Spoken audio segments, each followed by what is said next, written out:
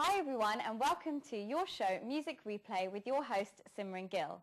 Now every week I like to do something different, and for those of you who tuned in last week, we dedicated the show to Josh and Jazz.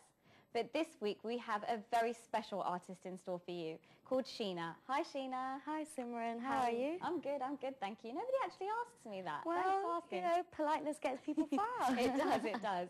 So what we do, so as I was saying, every week we review music and different artists that have come up.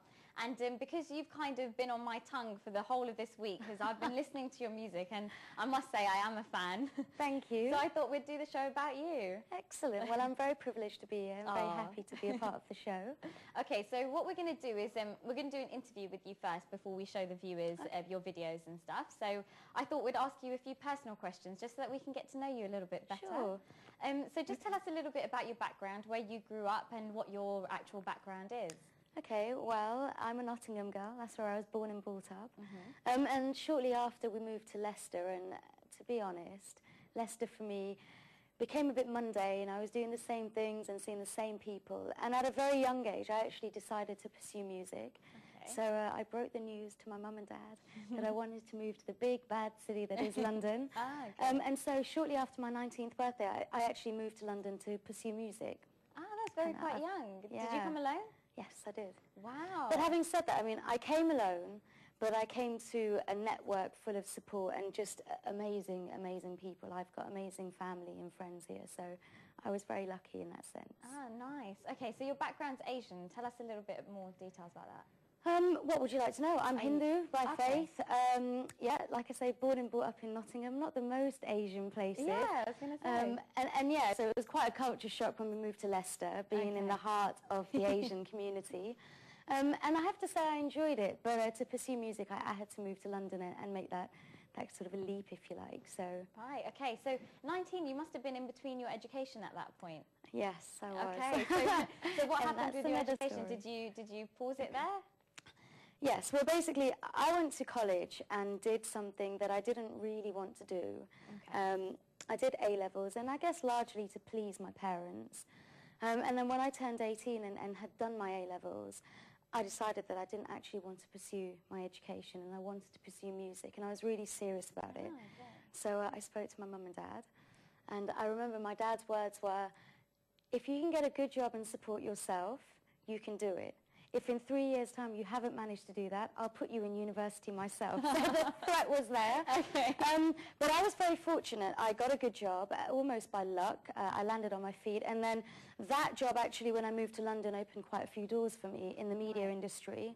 Oh, nice. So was it a media-related job? Yes, it was, yeah. Okay. I've been in advertising for a long time. So when I moved to London, it obviously gave me that leverage to go out there into the media industry here. And it really helped me because it's funded my music, which is what I needed to do. Okay, so you kind of came here with a blind eye. You didn't know whether it was going to actually lead you anywhere. That's a big risk to take. It was a big risk, and not one that I would change. This is quite a long story. I'll try and shorten it down. But I moved to London because my father's a singer. Okay. And the band he's in, Bollywood Bandits, the lady singer, Anu Shukla, which I'm sure you know, she did a track with Genuine a couple of years ago. She's my aunt. And my dad said to her that I'm entrusting you with my daughter, and she has been a rock for me. Okay. So in that sense, I came taking a leap of faith, but I landed in a very big support network. Nice. So then you moved in with your aunt. Yeah. And then, so how did it go from there? Pretty much you got yourself into a job which was media related. Yeah. And then from there, how did you get into it wasn't quite that simple. Okay, yeah, it sounds kind of easy. I thought it was landed in London. No, not at all. I came to London, and being, you know, a young 19-year-old, I was quite complacent. You know, I wasn't so bothered about getting a job immediately. And yes, like most teenagers, I bummed around for a while.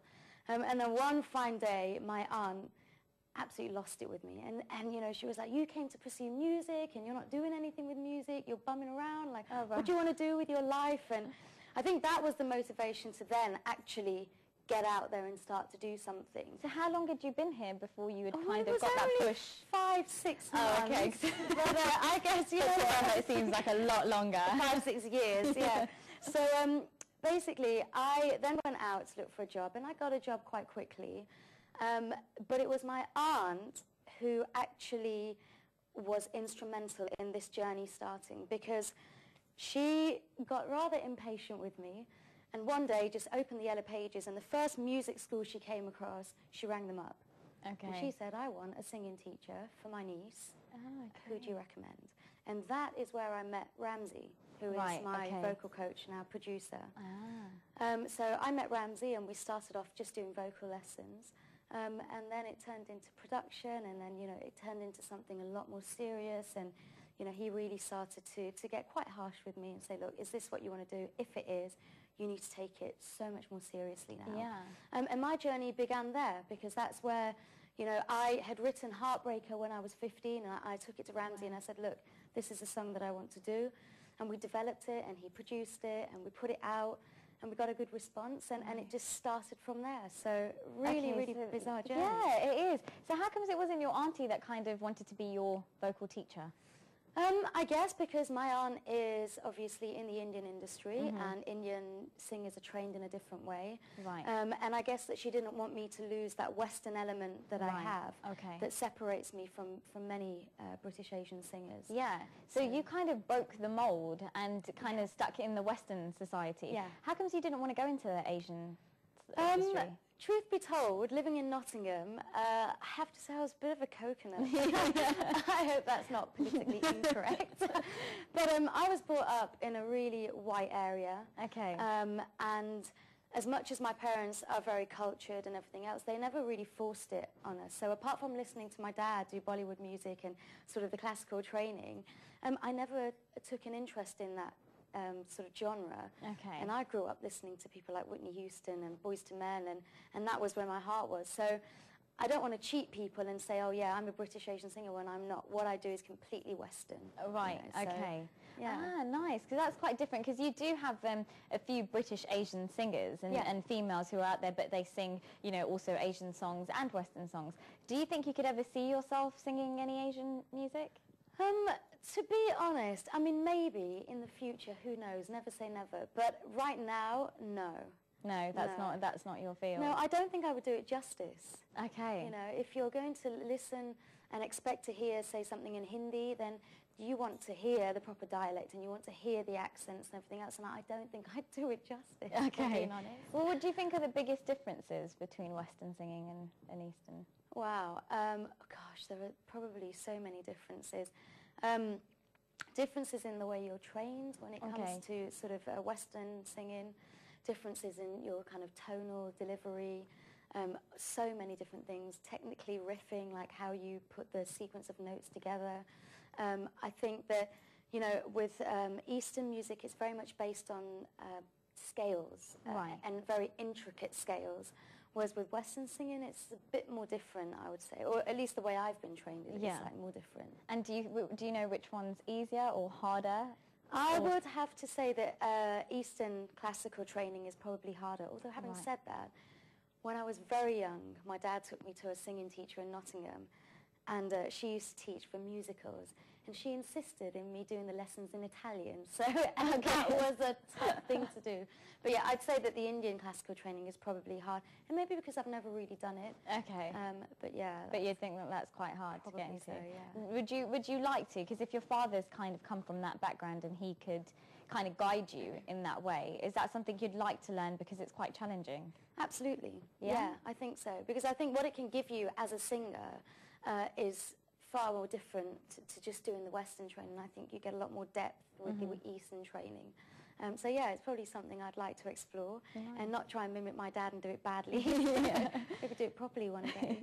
Oh, nice. Okay, so speaking a bit more about you being a Western singer, have you had any kind of, let's say, like a bad public view in saying that, you know, you've come from an Asian background, why are you not singing in an Asian way? Have you had any sort of bad publicity in that way? Not really, no. And I guess because it goes back to doing something and doing it properly. I am a Western singer, and I think that my deliveries have always been executed really well. You can hear it on the tracks, you can hear it when when I even speak and when I perform live. Yeah. So no, I've never really, if anything, the Asian community have really supported me. Nice. You know, I get messages all the time saying that you're doing really well and we're really proud and keep representing, and, you know, and that encouragement is really nice to hear and to see. So, no, it's all been good so far. Oh, lovely. Okay.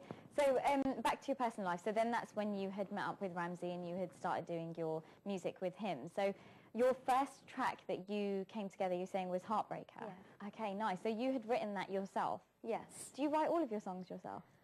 No.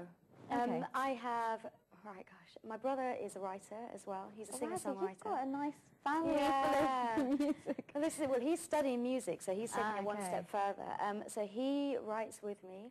And of course, Ramsey, who is renowned as a singer-songwriter, also co-writes some of my material as well. Okay. So it's a mixed bag, really. Sometimes I write by myself, and sometimes I have the influence of the two guys. So okay, nice. So the first track that you came out with, you wrote yourself? Yeah, I mean, I think Ramsey tweaked it slightly, but yeah, I wrote the majority of it by myself. Okay, so tell us a little bit about that. How did you, at such a young age, come up with a song called Heartbreaker? Yeah, I know, quite bizarre. I guess that I matured at quite a young age, and I started to see things and really latch onto things that maybe a normal 15-year-old wouldn't.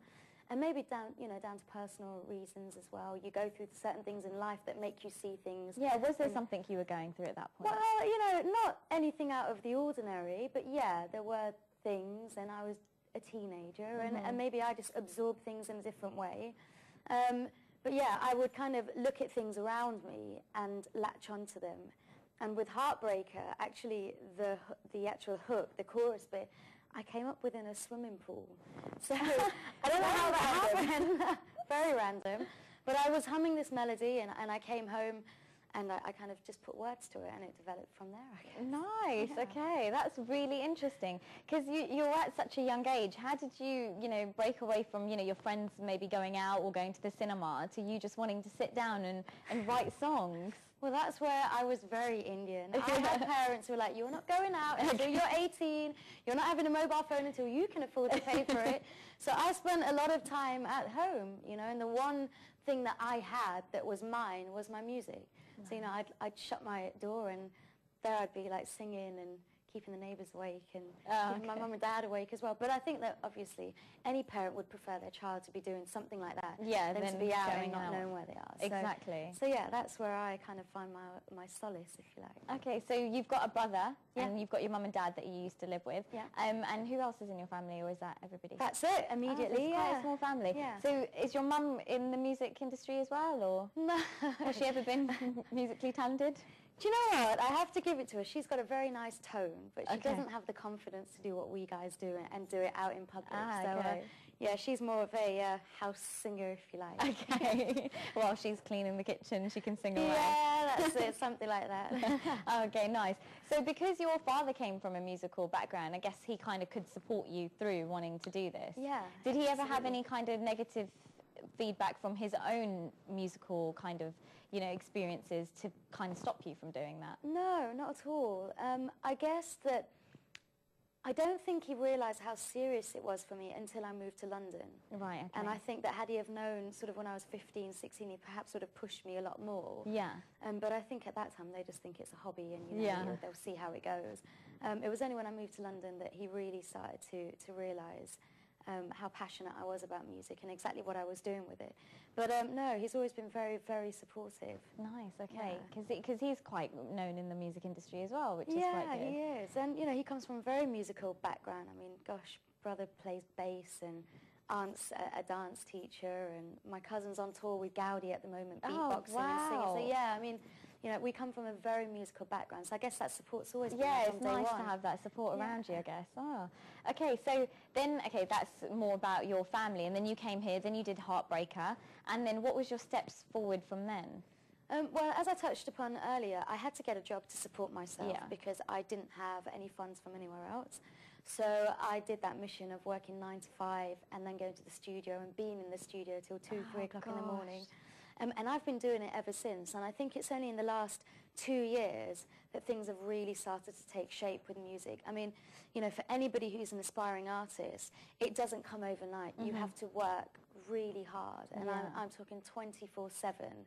It's not one of those things where somebody comes and hands it to you on a plate, and when you're not in the studio and when you're not writing, I'm a believer that you should be really kind of mastering your art and training your vocals. Right. So, you know, it's a full-time job in itself, really. Yeah, it is. So how are you able to juggle a personal life and this? Well, you just do it. When you love something so much, you just find a way to do it. Do you not feel like that time that you're spending working away from your career, that you're losing that time building your career? You do feel that. You do feel that. But I have to say that I've got amazing people around me, a great team.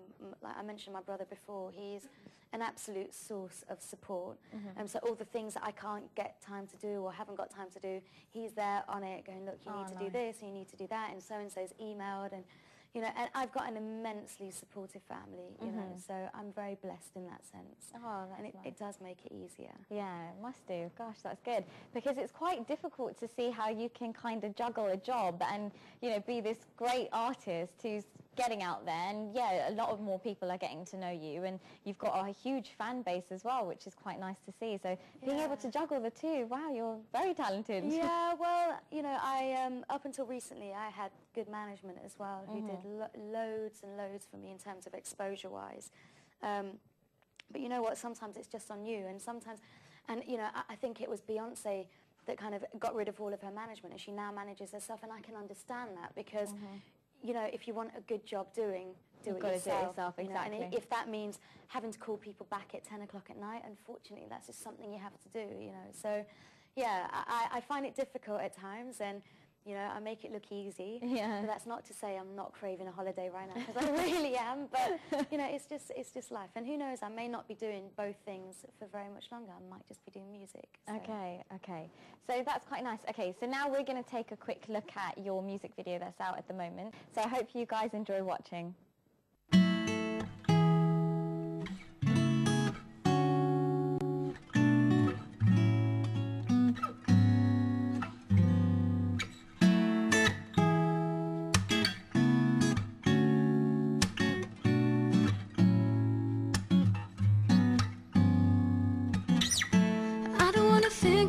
You no more, but I still wonder how I had to be with you so long. I don't want to reminisce about how you left me broken, but it changed the way I live my life. 'Cause I've cried, and I've cried, and I've hurt. Yes, I've hurt, and I hope time I'll be able to remove you from my mind. Now and again I think of you and our memory. Now and again I wonder how I was too blind to see you're a heartbreaker.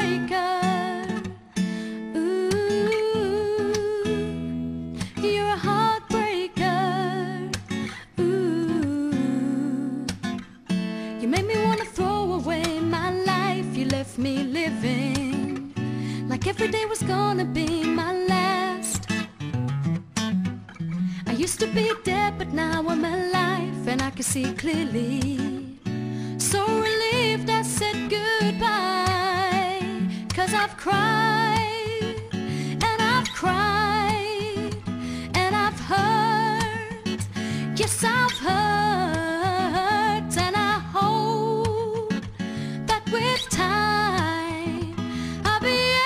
to remove you from my mind. Now and again I think of you and our memory. Now and again I wonder how I was too blind to see you're a heartbreaker.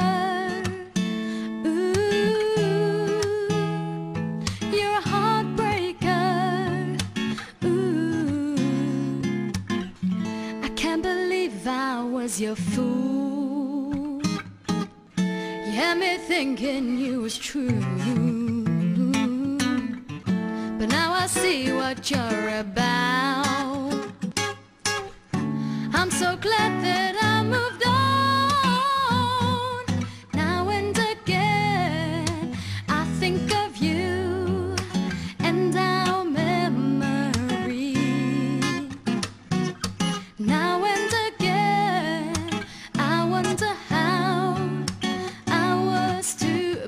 to see.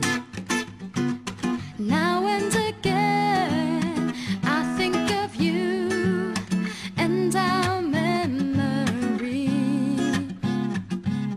Now and again I wonder how I was too blind to see. You're a heartbreaker. You're a heartbreaker. Ooh, ooh, yeah. Heartbreaker. Ooh, you're a heartbreaker.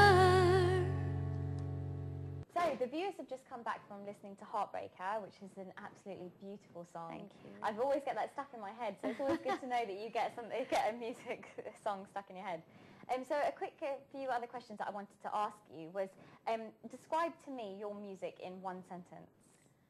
My music is probably a reflection of many, many different incidents or experiences that people will have.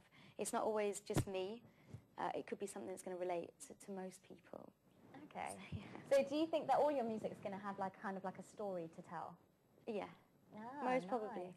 Okay. And tell us a little bit about Stuck in the Middle, which you're going to be performing for us live. Yeah. So where did that come about? How did you come up with the concept of that song? Stuck in the Middle was one of those songs which wasn't planned.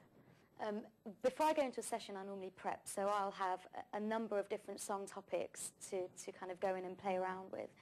And one of them is being in love with two people, quite a taboo subject, but I thought, well, if it's done right, you can actually make it quite an emotional situation, Right. and not one where you go, oh my God, I can't believe it, I hate her or him. Yeah. So I went into the studio, and Ramsey had already started working on a beat for this song, and he asked me about a melody idea, and I said, I really like that melody, so we put the melody down, and the chorus for Stuck in the Middle came. And the words just came, and it took us about 10 minutes to write the chorus. Wow. So yeah, that was literally how it happened. And then we went to the verses. Nice. So is that how all your music just comes together? Like you just think of something and you can just compose it? Sometimes it's a bit more difficult than that. You know how people have writer's block? Well, you get songwriter's block as well. Yeah. But yeah, Stuck in the Middle was one of those songs that just came very quickly. So yeah, quite fortunate with that one. Nice. Okay. So what makes you different from any other singer that's out there, let's say? I think what makes me different is I stick to what I know, which is the Western music. Mm-hmm. I'm a live singer. I have an incredible band who are so supportive. And that for me is just brilliant. When you go out to a music concert or you pay, you know, whether it's £5 or £50 for a ticket, you want to know what you're getting is quality. Exactly. And we are absolutely working to deliver the best quality all the time. And I think that's what makes us different. You know, we're not in a rush just to put any old thing out there. We'd rather take a few more months and make it perfect and then really put on a good show. So just take your time with things. Nice. So you travel around with your band. How did you find the perfect band, let's say, to go with your voice? Because you're quite distinctive. You've got a different approach to music, so it's difficult to find people to gel with you. Yeah, absolutely. I mean, I had a band and we did a couple of gigs together, and something just wasn't fitting. It wasn't working brilliantly. And what happened was actually one of the members couldn't make it, and then another member couldn't make it. So we had to call 2 new members in. And as a result of calling those guys in, we actually found that we were getting a better sound from the band overall. Okay. So, you know, that's how it all came together. And my keys player, who you're going to see shortly, Forte, amazing. He's Brilliant. absolutely fantastic, and you're going to hear that. I think he is one person who's really kept the soul in the band and kind of kept everyone gel together. So I've been really fortunate in that sense. It's just naturally sort of come to me. So, yeah. Nice. Okay. Well, before we show our listeners your live performance, is there anything you'd like to say to those listening? What I will say is that if you've got a dream, follow it. You know, keep pursuing it. Don't give up on it. And whatever you're going to do it 100% with your heart and work hard, because I guarantee hard work and purity and sincerity will get you further than anything else. And apart from that, if you want to hear more about me, you can go to my YouTube, you can go to my Twitter, Sheena Music, that's S-H-E-N-A-M-U-S-I-Q. And yeah, I hope to see you guys soon. See you again. Definitely. Well, hopefully there's going to be a lot more in the future pipeline for you. Absolutely. So we will be speaking to you again. And thank you all for tuning in. And now we're going to listen to her live performing Stuck in the Middle. So enjoy. So, ladies and gentlemen, this is a very special performance of my single, Stuck in the Middle. Never seen before. This is the acoustic version, and it goes something like this. What do you do? Where do you turn? Stuck in a corner and there's nowhere to run. And you wonder how you got in so deep. Love can be bitter even when it's so sweet. You try so hard to justify that it's okay, but it's not right. Not right. I'm in love. I'm in love with the two of them. I'm in love. Oh, I'm in love. This has to end. Stuck right in the middle of love. When I'm in need of love and some care, I know that one of them will always be there. And when I want to live life on the edge, the other one gets me going out of my head. You try so hard to justify. You try so hard to justify that it's okay, but it's not right. Whoa, no, I'm in love. I'm in love with the two of them. I'm in love. Oh, I'm in love. This has to end. Stuck right in the middle of love. Well, there you have it. Who knew we had such great talent hiding here in the streets of London? I don't know about you guys, but I sure am proud of them all. We'll keep tuned in every week for more exciting music, and be sure to email us in any of your suggestions. So stay tuned every week at the same time, the same place, only on Venus TV.